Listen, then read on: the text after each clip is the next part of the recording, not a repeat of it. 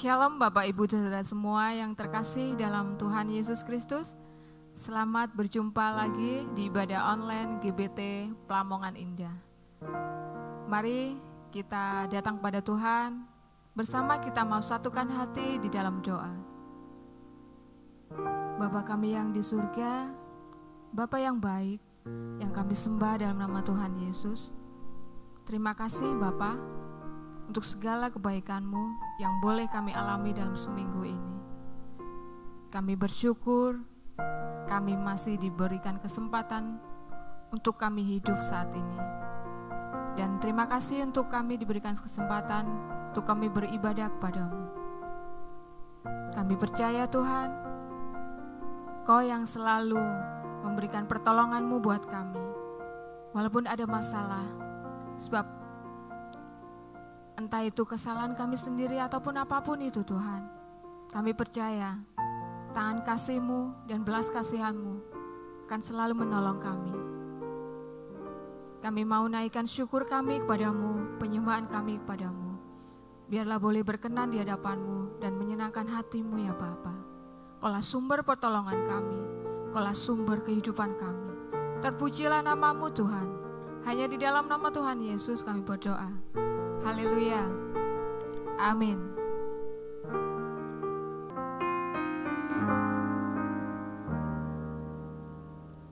Tangan Tuhan tak kurang panjang untuk selalu menolong hidupku. Telinganya tak kurang tajam untuk mendengar seruan hatiku.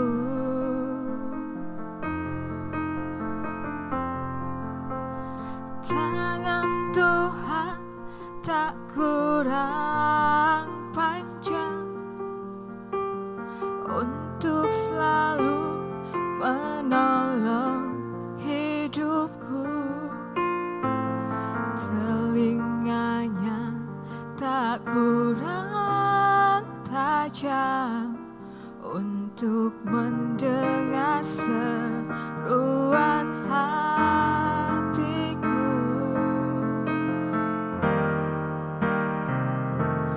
Ada mujizat dalam bersyukur, Engkau tempat perlindunganku Tuhan. Imanku tetap teguh dalam-Mu, ku menang, ku menang. Ada mujizat dalam bersyukur, Engkau tempat perlindunganku Tuhan. Imanku tetap teguh dalam-Mu, ku menang bersama-Mu.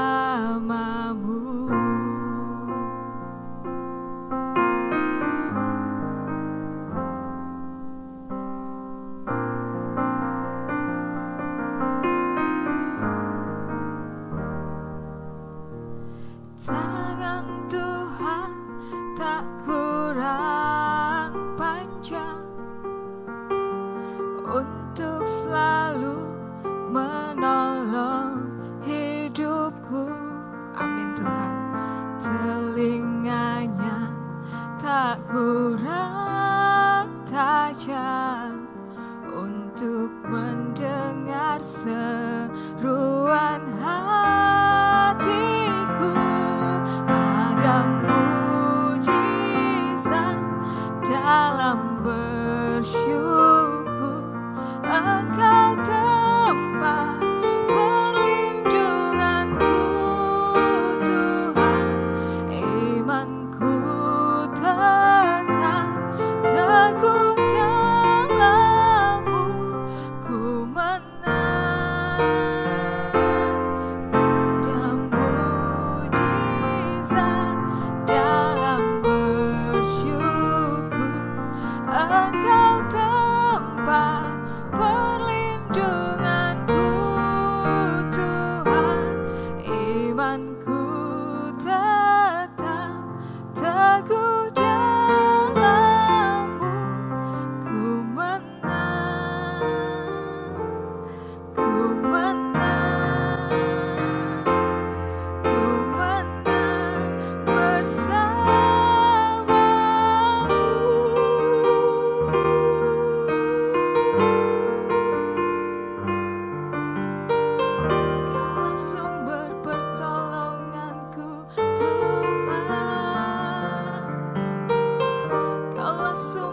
pengharapanku, Yesus.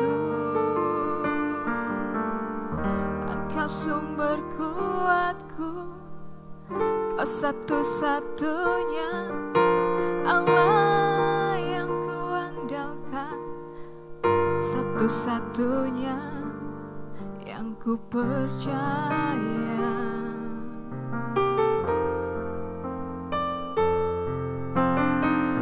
Kau yang selalu menolongku, Kau yang selalu ada buatku, Kau yang selalu menolongku, Tuhan. Terima kasih. Puji Tuhan, Shalom Bapak Ibu Saudara. Kita akan awali terlebih dahulu dengan berdoa. Bapa kami yang di surga, terima kasih kami semua masih hidup pada saat ini. Kami boleh ada bersama dengan keluarga kami, orang-orang yang mengasihi kami dan yang kami sayangi. Terima kasih buat berkat-Mu, penyertaan-Mu, perlindungan-Mu sepanjang minggu ini. Terima kasih Bapa untuk segala yang Engkau lakukan. Dan hari ini kami bersama-sama berkumpul untuk belajar akan firman-Mu. Berbicaralah ya Bapa, kami perlu tuntunan-Mu supaya kami dapat berjalan di dalam kehendak-Mu, dan juga kami beroleh penyertaan-Mu di dalam hidup kami, dan kami boleh menjalani hidup kami ini di dalam anugerah Tuhan. Berfirmanlah Bapa, urapilah kami semua yang menyampaikan juga yang mendengarkan. Tuhan menolong kepada kami. Demi nama Tuhan Yesus kami berdoa. Haleluya. Amin. Ya, puji Tuhan Bapak Ibu Saudara, kita hari ini akan belajar firman Tuhan dengan judul Belajar Tidak Khawatir. Ya. Nah, mengapa saya menyampaikan judul ini ya Bapak Ibu Saudara? Ini berkaitan langsung dengan tugas pastoral saya sebagai seorang pastor, sebagai seorang gembala sidang yang harus melayani Anda semua secara holistik ya. Dan tentu tugas saya bukan hanya menyampaikan firman Tuhan, khotbah-khotbah saja, tetapi tentu ada banyak hal yang menjadi tugas saya. Di antaranya adalah juga memberikan edukasi, juga informasi yang penting, yang benar, yang berguna untuk kita semua ya. Dan berkaitan dengan kondisi nyata yang terjadi pada saat ini ya saudaraku, yaitu pandemi yang sudah berlangsung lebih dari 1 tahun ya. Dan semakin hari kita merasakan bahwa pandemi ini makin hari makin dekat dengan kita ya. Maka dari itu saya merasa untuk memandang perlu untuk memperlengkapi Anda dan mempertajam apa yang perlu Anda ketahui, apa yang perlu Anda miliki, sehingga Anda juga dapat menolong orang-orang yang dekat dengan Anda ya. Nah, doa saya dan saya yakin juga doa kita semua, kita selalu berdoa agar kita semua selalu aman dalam perlindungan Tuhan. Amin, saudaraku ya. Dan kita juga mesti berdoa agar kita bisa menjalani hidup kita ini dengan berhikmat ya. Nah, Bapak Ibu Saudara, pada hari Rabu yang lalu saya membaca sebuah berita yang judulnya saya yakin membuat Anda sempat tersenyum ya. Waktu itu sempat saya bagikan di grup kita ya. Dan saya yakin Anda di dalam hati juga akan berkata, iya ya. Dan memang saudaraku, dari apa yang kita baca ya, berita itu mestinya kita belajar sesuatu ya. Nah, seperti yang saya tampilkan di slide ini ya saudaraku, ada berita yang mengatakan dokter berkata ratusan ODGJ sembuh COVID karena tak pikirkan corona ya. ODGJ itu orang dengan gangguan jiwa ya. Jadi ada 170 orang pasien di tepatnya di Sulawesi ya, Sulawesi Selatan. Mereka ini sembuh karena apa? Karena mereka tidak memikirkan penyakitnya ya. Dan karena mereka punya gangguan jiwa ini, saudara, mereka tidak memusingkan ini penyakit apa atau ini bahayanya apa ya, sehingga mereka tidak stres ya. Dan karena tidak stres, mereka dapat sembuh dengan baik. Saya sangat yakin Anda semua setuju bahwa pesan dari berita itu benar ya. Kita jangan sampai stres ya. Kita juga jangan menjadi orang yang terlalu khawatir ya. Dan saya juga yakin, Anda pasti juga tahulah firman Tuhan. Firman Tuhan mengatakan hati yang gembira adalah obat yang manjur. Ya, obat bukan sembarang obat, tapi obat yang manjur. Ya, itu firman Tuhan mengatakan di dalam Amsal 17 ayat yang ke-22. Ya, tetapi Bapak Ibu Saudara, sejauh pengertian firman Tuhan itu hanya ada di dalam ruang wacana kita saja dan belum turun di dalam praktek kehidupan kita, ya, maka janji firman Tuhan itu belum menjadi wujud yang nyata pada diri kita, ya. Dan saya yakin, saudara, semua hal yang diizinkan Tuhan terjadi, ya, hari-hari ini, ya, di dekat kita, ya, kita menyaksikan ada orang sakit, bahkan mungkin ada saudara kita, famili kita yang terpapar, ya, semuanya itu sebenarnya dipakai Tuhan, saudara, untuk menjadi stimulus atau yang merangsang kita dan juga sekaligus menjadi pemacu buat kita untuk menjalankan firman Tuhan, saudara, ya. Nah, karena itu saya ingin, ya, saudara, hari ini mengajak Anda untuk mereview kembali firman Tuhan yang sebenarnya pernah kita pelajari, dan ini penting, ya, untuk kita ulang supaya kita lebih paham dan kemudian bisa menjadi kelengkapan kita untuk menjalani hari-hari kita yang saya tahu tidak mudah, ya, saudaraku. Mari kita awali terlebih dahulu dengan membaca Matius 6 ayat 34, ya, ayat firman Tuhan yang saya yakin tidak asing buat kita, ya. Bersama kita baca 2-3. Sebab itu janganlah kamu khawatir akan hari besok, karena hari besok mempunyai kesusahannya sendiri. Kesusahan sehari cukuplah untuk sehari. Nah, coba kita soroti klausa yang mengatakan karena hari besok mempunyai kesusahannya sendiri. Yang harus kita pahami adalah ketika Tuhan mengatakan hal ini menunjukkan bahwa Tuhan kita Yesus itu adalah pribadi yang jujur. Kita tahu Tuhan Yesus sedang mencari pengikut, tetapi Tuhan Yesus tidak memberikan janji-janji manis tetapi palsu, ya. Janji-janji manis tapi bohong, ya. Seperti biasanya orang melakukan kampanye, ya, mereka memberikan janji-janji tetapi, ya, banyak yang tidak digenapi, ya. Saudaraku, Tuhan tidak sedang berkampanye.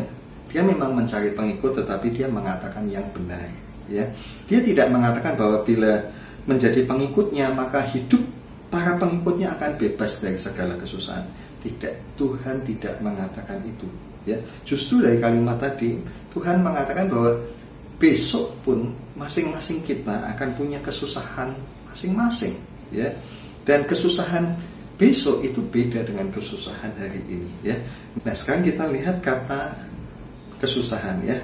LAI memilih diksi kesusahan untuk menerjemahkan kata asli bahasa Yunani yaitu kakia, ya. Kakia sebenarnya mempunyai makna banyak, bukan hanya kesusahan tetapi juga mempunyai makna-makna lain, yaitu apa? Keganasan, ya. Jadi kalau dikatakan hari besok punya kesusahannya, ya, dapat diganti dengan kalimat hari besok mempunyai keganasannya sendiri, ya. Kata kakia juga mempunyai makna niat jahat, juga dapat mempunyai makna niat melukai. Kata kakia juga mempunyai makna kebejatan moral. Juga makna lainnya adalah kejahatan atau masalah-masalah atau hal-hal yang jahat, ya. Nah, kata jahat atau evil itu dipakai di dalam Alkitab King James lama, ya. Jadi setiap hari ada yang jahat, besok ada lagi yang jahat, ya. Atau kita dapat mengganti kata kesusahannya tadi dengan kata-kata yang tadi menjadi makna dari kata kakia, ya. Jadi hari besok ya ada masalah lagi pasti, ya.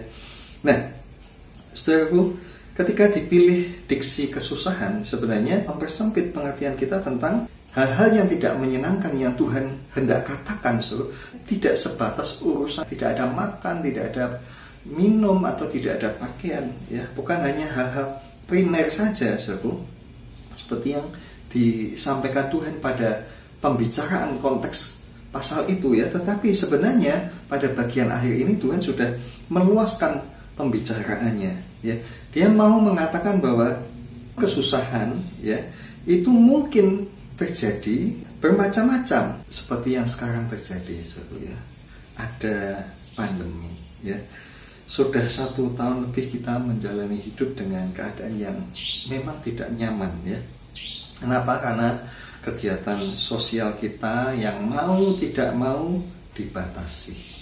Kemudian juga saudaraku dengan pandemi ini ya, pekerjaan kita semua menjadi terganggu ya. Ada yang pekerjaannya dikurangi, ada yang ditambah ya. Begitu pula soal keuangan kita pasti terganggu ya. Dan lebih-lebih Bapak Ibu Saudara, belakangan hari ini ya kita mendengar ada peningkatan ya jumlah orang yang terpapar karena keganasan varian yang baru dari virus pandemi ini. Namun demikian Bapak Ibu Saudara, saya ingin mengajak Anda untuk memiliki wawasan yang lebih luas supaya kita ini bisa bersyukur pada Tuhan. Ya, benar saudara, kita ini patut bersyukur pada Tuhan. Kenapa? Karena pada kita ini masih ada banyak hal yang melekat pada kita, yang masih kita pakai, yang masih kita gunakan, yang masih kita nikmati ya, yang masih kita miliki ya. Kalau dibandingkan dengan saudara-saudara kita yang ada di belahan dunia lain yang dirundung dengan peperangan ya, misalnya seperti yang terjadi di negara Suriah, Bapak Ibu Saudara, di sana ada banyak saudara-saudara seiman kita. Mereka ini menderita karena peperangan ya. Sudah 1 dekade, 10 tahun mereka susah hidupnya karena peperangan. Bayangkan saudaraku, mereka yang mengalami peperangan ini, mereka kehilangan rumahnya, mereka kehilangan harta bendanya, mereka kehilangan keluarganya, mereka kehilangan orang-orang yang mereka sayangi ya. Tentu bukan 1, 2, mungkin bahkan banyak dari family mereka ya. Dan mereka juga mengalami penderitaan banyak hal setiap hari. Saudaraku, kita yang sekarang harus mengalami PPKM, kadang kita merasa kurang nyaman, harus tinggal di rumah ya, bosen ada di rumah terus ya. Kita kadang-kadang nekat ya, ingin ya seperti yang lalu ada banyak orang melakukan perjalanan keluar kota dan sebagainya, sehingga ya akhirnya menjadi masalah. Saudaraku, apa yang kita alami hari ini sebenarnya tidak sebanding dengan penderitaan orang-orang yang mengalami peperangan. Karena itu kita ini wajib bersyukur Bapak Ibu Saudara. Kita juga wajib berdoa supaya hal-hal yang tidak baik ini jangan sampai terjadi di negara kita yang tercinta ini ya. Nah, selalu bisa kan ya untuk bersyukur ya. Nah, kita akan kesulitan bersyukur Bapak Ibu Saudara. Kalau apa? Kalau kita ini tidak percaya bahwa apa yang ada pada kita itu adalah yang terbaik dan itu adalah yang tepat untuk kita. Ya, misal ya kalau kita misalnya punya suami, punya istri ya, bahwa sebenarnya yang ada pada kita itu yang sudah tepat, yang terbaik. Kalau kita tidak mensyukuri saudaraku, maka yang terjadi adalah banyak masalah ya. Nah, termasuk juga ketika kita mungkin mengalami hal-hal yang tidak menyenangkan, sakit misalnya ya. Kadang-kadang Tuhan pakai sakit kita itu untuk maksud kebaikan buat kita ya. Sehingga saudaraku, apapun yang terjadi sebenarnya itu tepat untuk kita. Mari kita belajar untuk percaya bahwa apa yang Tuhan izinkan terjadi pada kita itu adalah yang terbaik. Termasuk Bapak Ibu Saudara, kalau misalnya kita harus mengalami atau menjalani satu hukuman ya, karena mungkin kesalahan atau pelanggaran kita kemudian didisiplin ya. Itu baik kita mengalami disiplin di sini, di dunia ini, daripada nanti harus binasa di api neraka ya. Nah, saudara, kenapa kita juga kurang bersyukur? Itu karena wawasan kita tidak luas. Seperti yang tadi saya katakan, karena kita hanya ngertinya pandemi ya, kita tidak bisa mengerti, tidak memahami apa yang terjadi pada orang-orang yang mengalami peperangan ya. Karena wawasan kita tidak luas itu ya, membuat kita merasa bahwa kitalah yang paling susah. Padahal banyak orang yang lebih menderita daripada kita. Dan berikutnya kenapa kita ini susah untuk bersyukur, karena kita seringkali suka melihat orang yang kita pandang ada di atas kita. Dan sayangnya yang kita lihat itu hanya luarnya. Padahal dari ayat yang tadi kita baca, sebenarnya semua orang pasti punya kesusahan masing-masing. Termasuk orang yang kita pandang kaya, mereka pasti dalam kehidupannya juga punya masalahnya sendiri. Ya. Nah, seru kembali ke Matius 6 ayat 34 tadi. Sekarang kita perhatikan klausa yang pertama, sebab itu janganlah kamu khawatir. Ya. Ada makna yang harus kita dalami. Apa itu, saudaraku ya? Pertama kita lihat dulu kata khawatir. Kata khawatir ini dalam bahasa aslinya adalah merim now. Ya. King James lama memilih kata thought. Ya. Sedangkan King James baru memilih kata worry. Ya. Bahasa Indonesia kita memilih kata khawatir. Ya. Nah, merim now ini sebenarnya mempunyai dua konotasi. Ada yang positif, ada juga yang negatif. Ya. Konotasi positif, kepikiran, ya. Banyak berpikir karena apa? Karena memang punya kepedulian, punya kepentingan untuk harus peduli. Ya, kata merim now ini dalam konotasi positif ini ya dipakai di dalam surat 1 Korintus 7 ayat yang ke-32. Ya, saya bacakan. Paulus berkata begini, aku ingin supaya kamu hidup tanpa kekhawatiran. Orang yang tidak beristri memusatkan perhatiannya pada perkara Tuhan. Bagaimana Tuhan berkenan kepadanya, ya. Jadi dari kalimat ini ya di dalam konteks pelayanan Paulus memang memberikan saran, ya. Ada orang-orang tertentu yang baik untuk ya tinggal hidup sendiri, tidak menikah. Kenapa? Dia memberikan logika dan argumentasi bahwa orang kalau beristri maka dia harus memikirkan kebahagiaan istrinya, memikirkan kebahagiaan anak-anaknya, ya. Sehingga hal itu pasti juga akan sedikit banyak mengganggu atau mengurangi kapasitasnya untuk melayani Tuhan seperti yang dikehendaki oleh Tuhan bagi orang itu, ya. Nah, sebenarnya kekhawatiran yang demikian ini sama seperti kekhawatiran para orang tua misalnya. Kalau menunggu anaknya yang sudah pergi lama tidak pulang-pulang, ya, tentu akan timbul kepikiran, timbul kekhawatiran, kenapa kok belum pulang? Apakah bensinnya habis mungkin, atau apakah kehujanan dan sebagainya dan sebagainya, ya. Itu konotasi positif kata khawatir atau merim now tadi. Nah, sekarang kita melihat konotasi negatif kata merim now atau khawatir tadi, ya. Kata merim now itu mempunyai makna bahwa merim now adalah kegelisahan atau kepikiran yang berlebihan dan cenderung pada pikiran yang buruk. Ya, saya ulangi, merim now artinya kegelisahan atau kepikiran yang berlebihan dan cenderung adalah pikiran buruk. Ya. Takut kalau yang terjadi adalah hal-hal yang tidak baik, hal-hal yang buruk yang bakal terjadi. Nah, sebenarnya kita sebagai anak-anak Bapak, kita tidak perlu khawatir, tidak perlu punya ketakutan hal-hal yang buruk terjadi. Kenapa?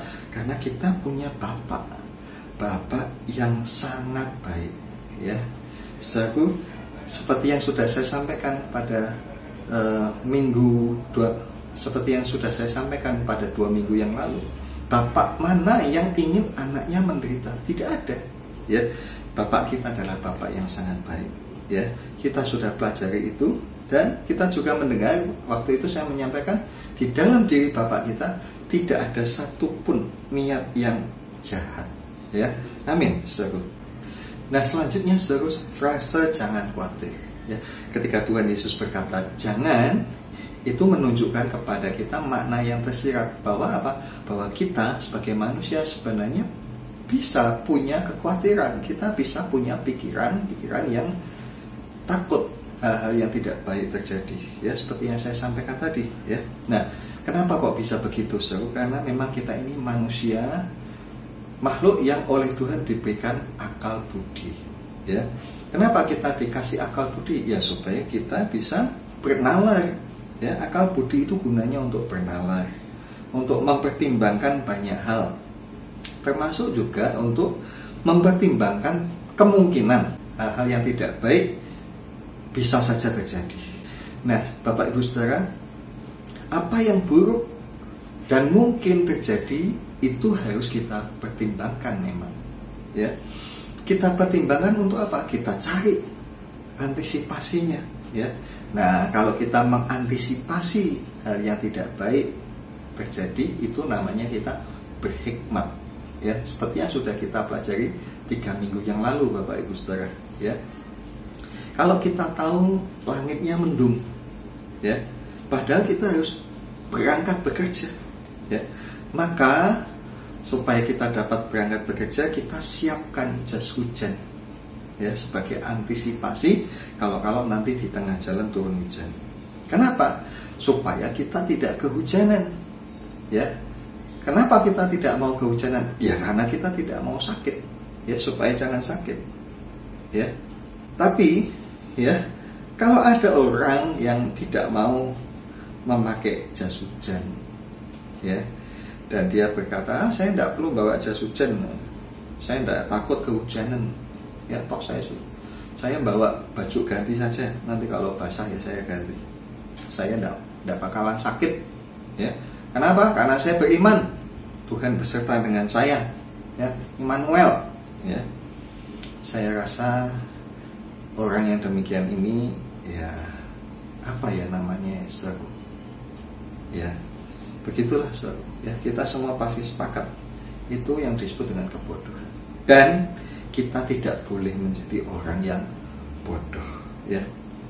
Nah, sebaliknya Bapak Ibu Saudara, kita juga tidak boleh menjadi orang yang terlalu berpikiran yang buruk, ya. Apalagi pikiran yang tidak baik itu, ya, kita miliki berlebihan, ya. Seperti yang tadi kita maknai dari kata merimnao, kekhawatiran tadi, ya. Tuhan berkata jangan khawatir, jangan terlalu punya banyak pikiran yang takut hal-hal yang buruk terjadi. Ya, seperti tadi, saudara, ya. Orang mungkin berkata, wah, ini mendung ya, mau hujan. Kalau begitu saya tidak usah berangkat kerja deh. Daripada nanti kalau saya berangkat, saya kehujanan, nanti saya sakit, wah nanti saya susah. Jadi hari ini saya tidak akan berangkat kerja. Ya, kalau misalnya ada orang yang pemikirannya demikian, apa pendapat Anda, so? Ya. Jadi begini Bapak Ibu Saudara, ya. Pendeknya, ya, yang penting untuk kita catat bersama adalah bahwa di dalam segala hal, apa saja yang bisa kita kerjakan, yang bisa kita usahakan, yang bisa kita upayakan, itu adalah bagian kita, ya. Tetapi apa yang di luar kemampuan kita, itu adalah bagiannya Tuhan. Dan kita perlu berdoa, minta pertolongan kepada Tuhan untuk hal itu. Jadi dari contoh tadi, saudara, memakai jas hujan itu bagiannya kita. Tetapi kekhawatiran kita untuk menjadi sakit, itu yang harus kita doakan. Itu bagiannya Tuhan. Nah, karena itu kita perlu mengetahui dan mencatat penting ini, saudara. Ya, Tuhan itu bukan pribadi yang hanya bisa melarang-melarang saja. Tetapi Dia adalah Tuhan, ketika Dia melarang, Dia memberikan kepada kita solusi. Apa solusinya? Kita harus berdoa. Tuhan suruh kita berdoa. Dan kita sudah belajar sebenarnya 3 minggu yang lalu. Kalau berdoa, maka kita harus berdoa dengan iman, dengan percaya, meminta dengan iman, ya. Berdoa dengan percaya. Percaya apa? Bahwa Tuhan adalah Bapa yang baik. Dia akan memberikan apa yang perlu untuk kita. Apalagi kita ini adalah anak-anaknya, ya. Nah, kita baca Filipi 4 ayat 6 sampai 10, ya. Bersama 2, 3. Janganlah hendaknya kamu khawatir tentang apapun juga, tapi nyatakanlah dalam segala hal keinginanmu kepada Allah dalam doa dan permohonan dengan ucapan syukur. Damai sejahtera Allah yang melampaui segala akal akan memelihara hati dan pikiranmu dalam Kristus Yesus. Jadi akhirnya saudara-saudara, semua yang benar, semua yang mulia, semua yang adil, semua yang suci, semua yang manis, semua yang sedap didengar, semua yang disebut kebajikan dan patut dipuji, pikirkanlah semuanya itu. Dan apa yang telah kamu pelajari, dan apa yang telah kamu terima, dan apa yang telah kamu dengar, dan apa yang telah kamu lihat padaku, lakukanlah itu, maka Allah sumber damai sejahtera akan menyertai kamu. Amin. Nah, saudara, dari ayat-ayat ini ada beberapa hal yang perlu kita perhatikan ya. Kita lihat satu persatu ya. Dari ayat yang ke-6 kita ulangi ya.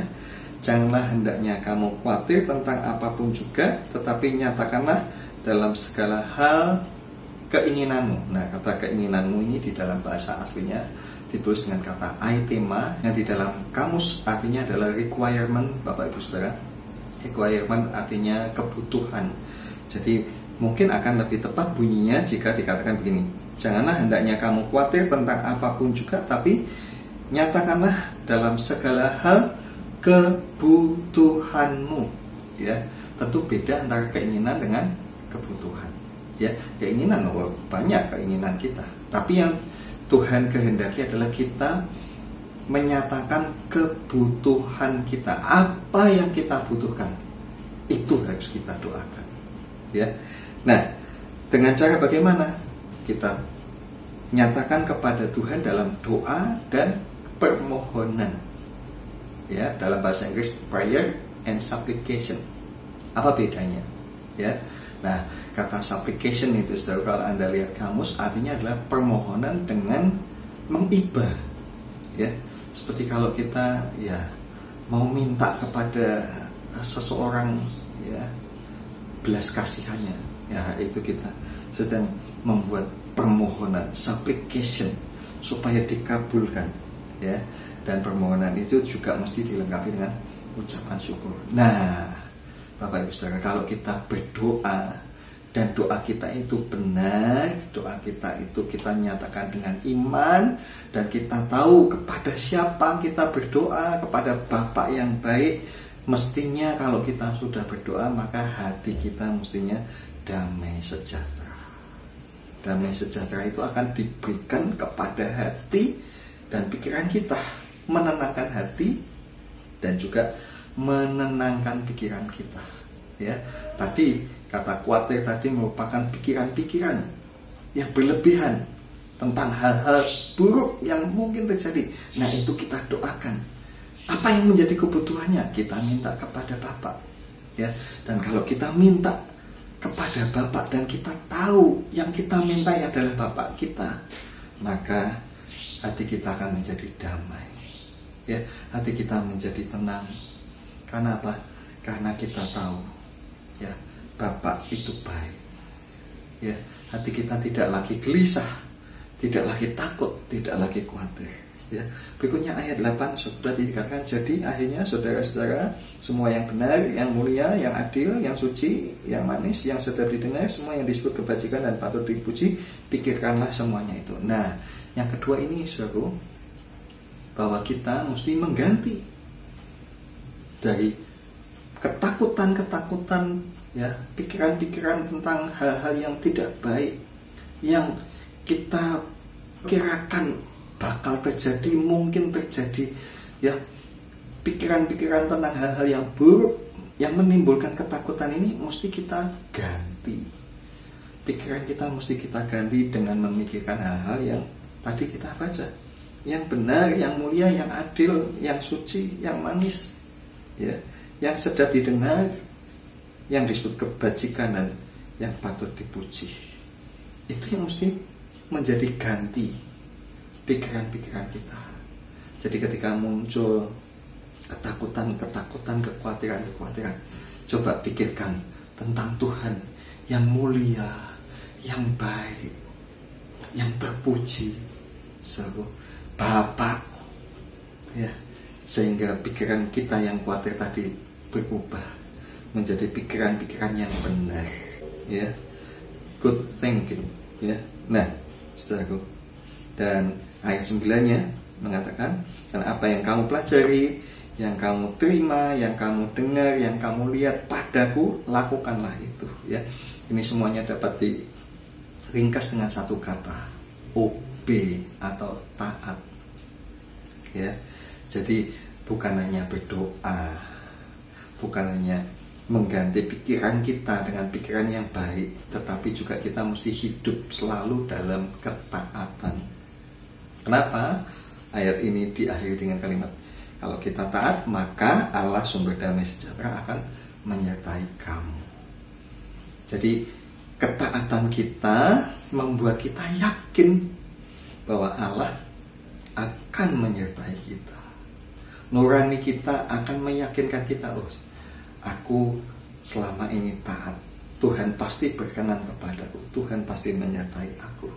Ya, jadi saudaraku, sebenarnya ketakutan atau kekhawatiran itu hanya mendatangi orang-orang yang merasa dirinya sendiri, yang tidak yakin bahwa dirinya disertai oleh Tuhan.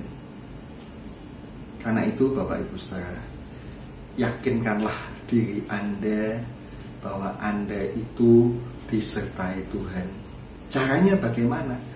Ya, 3 hal yang terakhir tadi. Doa, pikiran yang baik, dan taat.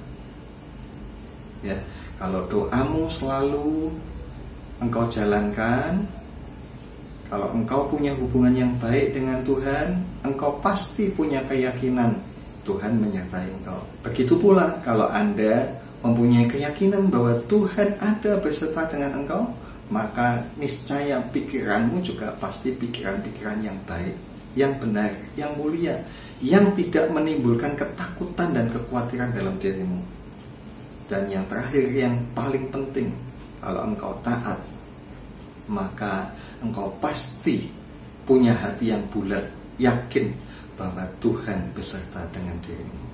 Amin. Ya, kita akan datang pada Tuhan. Bapa kami yang di surga, kami telah mendengarkan firman-Mu ya Bapa. Ampuni kami Tuhan, kalau kami selama ini membiarkan hidup kami dipenuhi dengan ketakutan, kekhawatiran akan hal-hal yang buruk yang bakal menimpa kehidupan kami. Ampuni kami Tuhan, kalau seringkali pikiran-pikiran yang buruk ini justru mendominasi kehidupan kami. Kami lupa bahwa sebenarnya Engkau ada beserta dengan kami. Dan apa yang menjadi ketakutan kami, mestinya kami bawa ke hadapan-Mu dengan berdoa, memohon kepadamu untuk apa yang kami butuhkan, apa yang kami perlukan.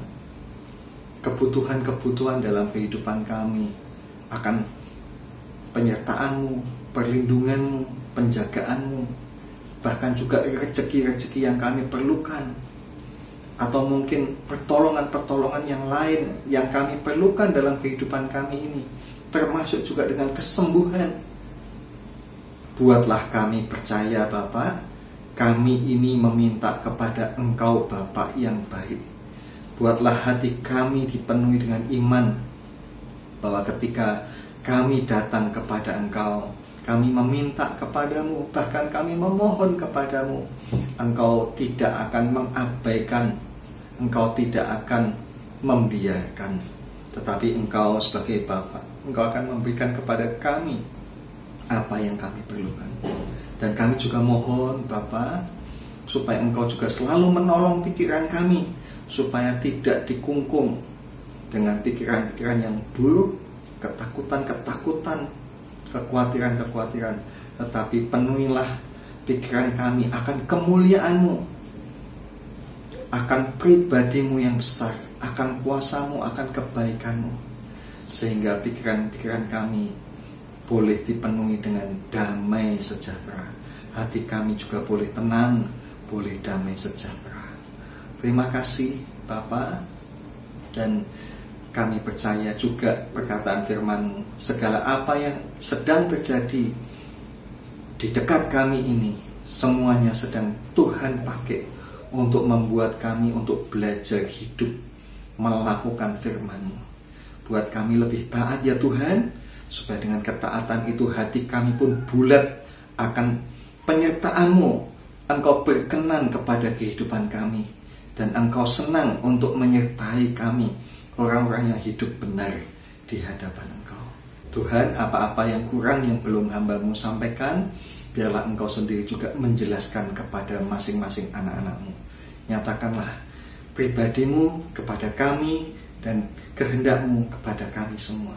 Tuhan menolong kepada kami, juga melindungi kami senantiasa, setiap hari, setiap waktu, setiap saat, dimanapun dan kemanapun kami pergi, Engkau selalu menyertai dengan kami. Dan sekarang Bapa, kami juga mau pada akhir ibadah kami ini memberikan komitmen kami untuk mempersembahkan persembahan-persembahan kami untuk pekerjaan Tuhan. Terimalah Tuhan persembahan-persembahan yang telah kami niatkan di dalam hati kami semua. Biarlah Engkau berkenan menerimanya dan Engkau memberkati setiap kami. Terima kasih Bapa. Sekarang Bapa, ulurkanlah tangan-Mu ke atas kepala kami, anak-anak-Mu ini, dan berkatilah kami. Karena itu Bapak, Ibu, dan saudara yang dikasih Tuhan, sekarang terimalah dari Allah Bapa kita berkat, rahmat, pertolongan, kekuatan, kesehatan, dan juga kesembuhan bagi Anda yang saat ini sedang sakit. Dan biarlah kita selalu dipenuhi dengan damai sejahtera yang melampaui segala akal dari Allah Bapa kita. Dan marilah kita selalu hidup dalam kasih sayang Tuhan Yesus dan penyertaan Roh Kudus. Terima kasih Bapa, kami terima semuanya ini dengan iman dalam nama Tuhan Yesus Kristus. Haleluya, amin. Kita akhiri dengan menyanyikan Terima Kasih Yesusku, dan sampai jumpa pada ibadah yang selanjutnya. Tuhan Yesus memberkati kita semua. Amin.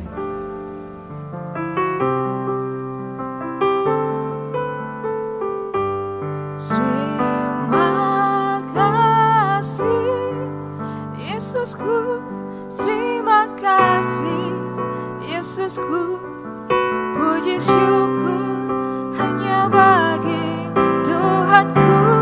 Terima kasih Yesusku, terima kasih Yesusku, puji syukur hanya bagi Tuhanku.